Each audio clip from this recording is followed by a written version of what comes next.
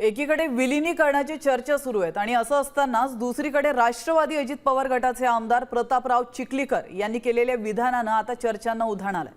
दोन्ही राष्ट्रवादींनी एकत्रित यावं आणि सुनेत्रा पवारांचं नेतृत्व मान्य करावं असं विधान त्यांनी केलंय। काय म्हणाले चिखलीकर आपण पाहूया। दादांच्या जाण्याच्या नंतर विलिनीकरणाची चर्चा पूर्णपणे बंद झालेली होती,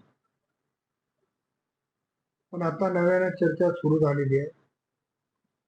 खरं तर शरद पवार साहेबांच्या राष्ट्रवादीने सुनेत्रा वहिनीचं नेतृत्व मान्य करून दोन्ही पक्ष एकत्रित काम करतील असं केलं पाहिजे आणि शरद पवार साहेबांनी आशीर्वाद देण्याची भूमिका घेतली पाहिजे असं माझं वैयक्तिक मत आहे।